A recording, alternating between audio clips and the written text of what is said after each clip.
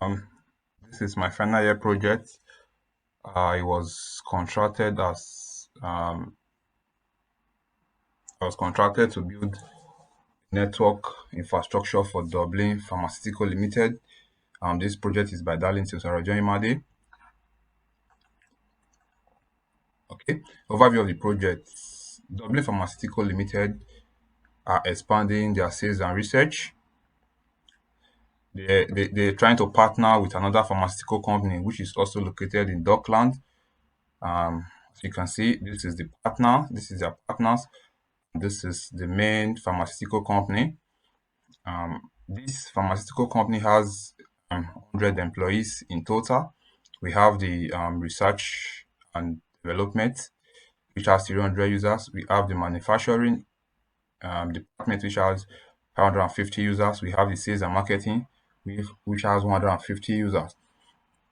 And all these users are divided into six floor buildings. We have the ground floor, the first floor, second floor, third floor, fourth floor, fifth floor. They are all divided into the buildings.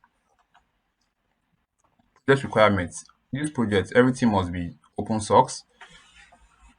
It must be highly scalable, which means it should be designed in a way that you can add more system on more switches to the network. You don't have to try to build another network when you want to add more users to it. It must be highly available. It means when one of the system go down, there should be a backup to continue making the system to work. And fault tolerance is the same as highly availability. Um, Integrity, it should be everything there should be integrity, which means all the files and the data coming from the company should be directly from the source and it should be secure. Remote access, then security. They will have security. The security means all the files and some of the departments cannot just be intruded by cyber attack or things like that, thereby stealing and corrupting the file. Then project context. This project covers the physical and the logical design of the network. We are going to use IP version 4 for this project. We're also going to use the Oracle Visual Bus, which is open source. We're also going to use the Packet Tracer, which is a simulation tools designed by Cisco for CCNA exam. Everything must be open source. The firewall should be open source. I'm using PFSense firewall. Um, we have file server, we have DNS server, we have DHCP server, which is also set in the PFSense. We have the web server, we have the remote access, um, which we have the remote access and the file server. The file should be secured, and we're going to use TrueNAS for the file server and the home directory. Okay, research and development. Research and development should be able to communicate with the partner. They should have their own separate intranet where they can communicate. Apart from that, each other departments they should be able to communicate with each other, which means um, the the um, the research and development should be able to communicate within themselves and to also be able to communicate with manufacturing or sales or other departments. Okay. This design, the framework we're going to use is the OSI model that we're going to use. Then we have the Linux. The Linux we're going to use the Ubuntu Linux for the firewall and for the server. We're going to use FSense firewall. Everything must be open source. Then this is the file. We're going to use TrueNAS for the file home directory and then to send files securely. Everything must be open source. Then this is the OSI model. This is my Cisco packet tracer. We have what we call the access switch. This is the access switch which all the PCs and all the users are connected to. Like we have the manufacturing, the R&D, the sales and marketing.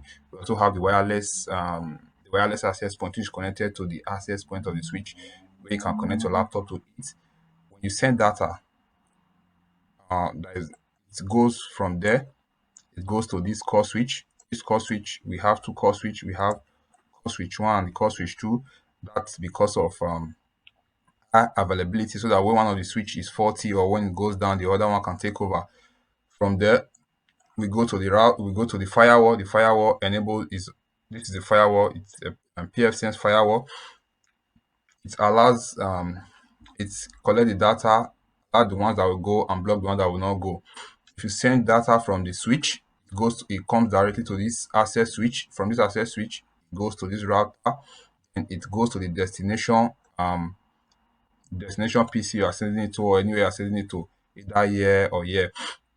This switch has different configuration. We have the VLANs, we have different VLANs on the switches. Like we have the VLAN 30, VLAN 20, um VLAN 500. These all have their own access ports. As you can see, the access port, you have the fast internet 01, fast internet 02, fast internet 03. Then if you go down, you see where they have gigabit internet up dash 1, gigabit internet 02 dash 2. That's used for the trunking, because the allows trunking allows data from different ports, and different ports with different tag to go through the router, to go through the access switches. Without that, you cannot send data from different VLANs in one access switch. Okay, so now we are going to try it and see. We're going to send data. Say for example, we're going to send data from the laptop, which is connected wirelessly, to marketing PC. Okay, so we're going to run it. You see, it's going to go from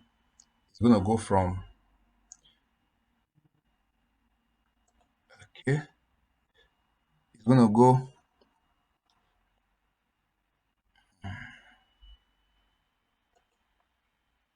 so it's going to go from the laptop to the wireless access ports. From there it goes to the router, the first access switch. From there it goes to the core switch, one of the core switches. Okay, from the core switches it will go down to the firewall, which is the PSS server. Okay, from there I'm going to pass it down to the switch again, to the core switch. From there it sends this to the destination access switch. Okay, which is that destination access point. Then it's going to the marketing.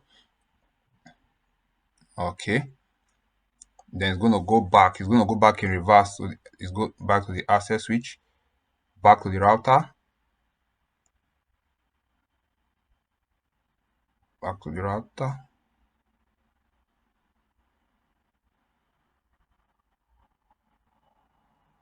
From there, it's going to go down to the wireless PC that is connected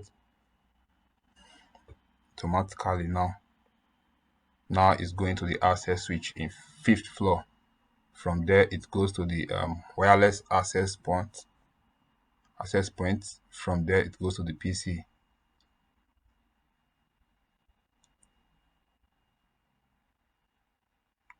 Okay, showing good, which means it delivers.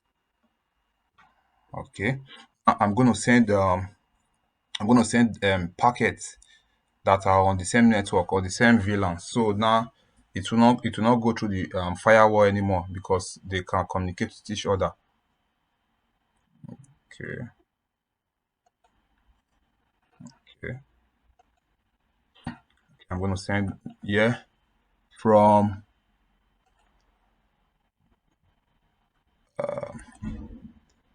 from sales PC,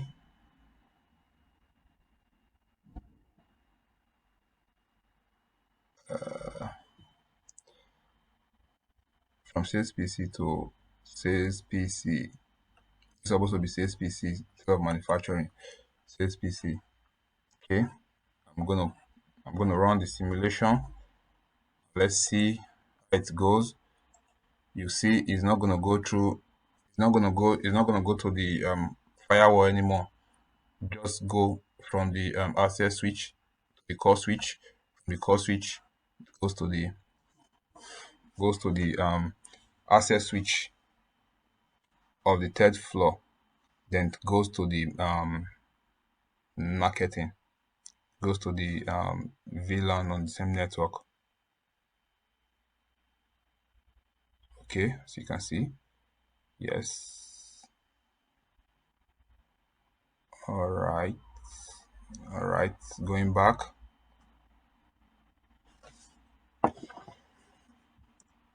Going back.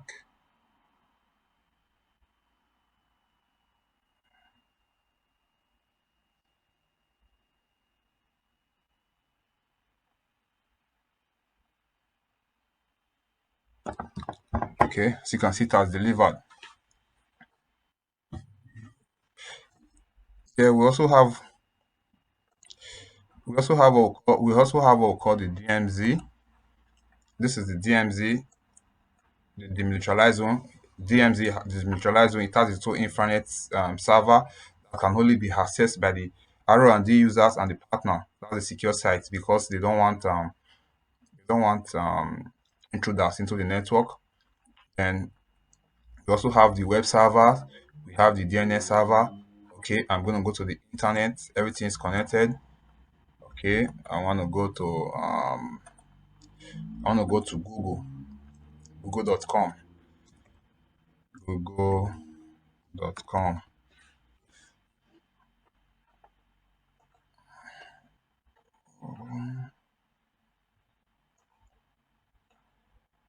I'll go to the DNS server. Take some name, Dublin Pharmaceutical, Control C. I'm gonna try to access it from this place.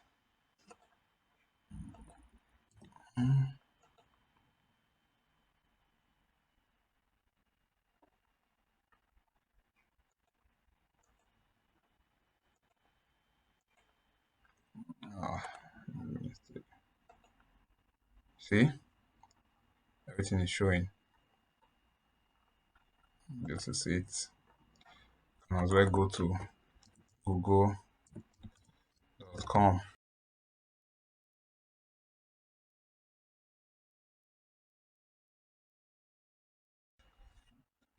This is the visualization aspect. This is the firewall. The firewall. Okay. The firewall is running. This is the IPs that was set. Okay. Then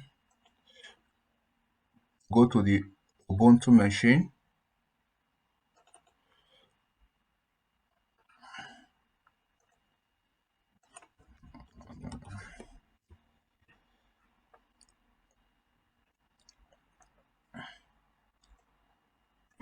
We also have the Ubuntu server.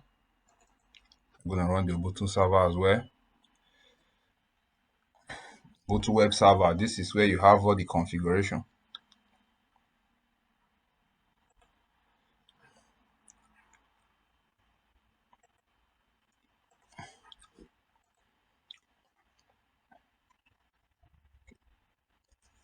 I'm going to show you the configuration of the firewalls.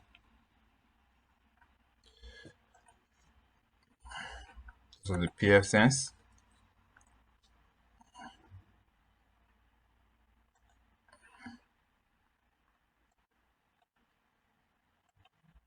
So the PF sense, as you can see, these are all the interfaces. Interface, we have the LAN, we have the servers, we have the DMZ, we have the voice over VIOP phones, we have the research and development users, we have the manufacturing user, we have the sales and marketing, we have the wireless guests.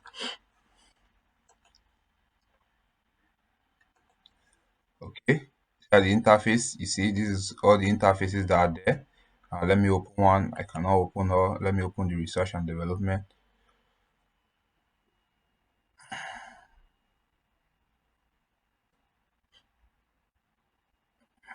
See, it's assigned static IP address. This is the address 192.168.0.1. Then the subnet mask is 23. Okay, then we have what called this is where we set the firewalls rules. These are the rules. We'll set all the rules. The traffic that will enter and the traffic that will not enter. I'm going to show you particularly the DMZ. As you can see the DMZ, Yeah, everything is short. See, the wireless guests cannot access the DMZ. The sales and marketing cannot access. The manufacturing cannot access. The servers, like the normal servers, cannot access. Okay,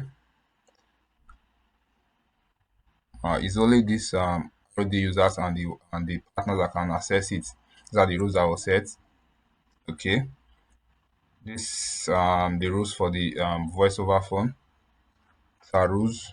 Then there's all core services where you go to the DHCP server where you automatically allocate DHCP to all of them. Okay, let me just go to the ROD users. This is the server. This is the DHCP range. You see, it range from dot 100 to dot 150 or 1.150. That's the range. This is the subnet mask. Okay, it's the same for everything. Okay, then this is the true NAS. This is where we set the. This is the web server.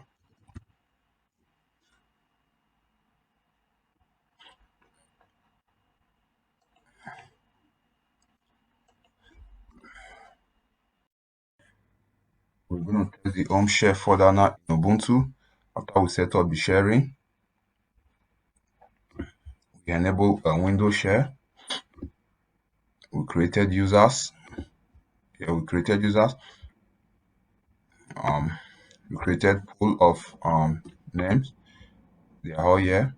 So for demonstration sake, I'm going to go to my Ubuntu client. This is my Ubuntu client. I'm going to go to the files, other location.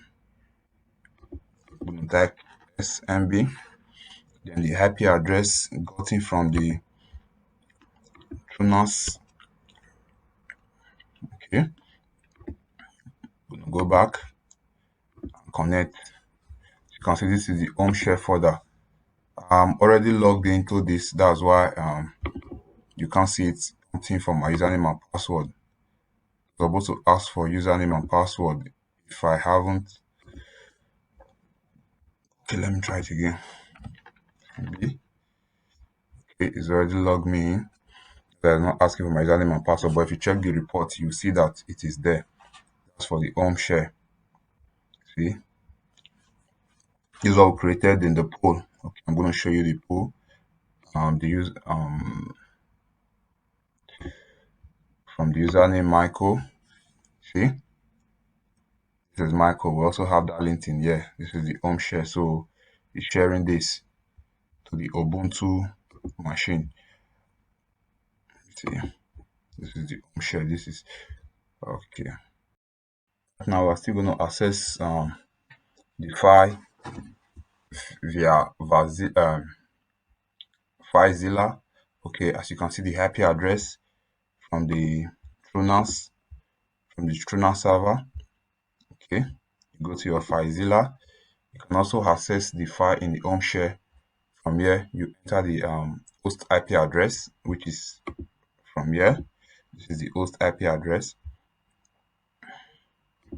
Then you enter Michael. You enter the password, which is 123. Quick search. Okay, I'm just going to do a quick search. As you can see, Michael. This is the file inside Michael. As you can see, this file Chipotle is inside, the same as the one you have on the file on the secure share, but this is on the secure share level. So you can take file from here, upload it. If you want to upload it, as you can see, you can as well delete. You can as well delete files.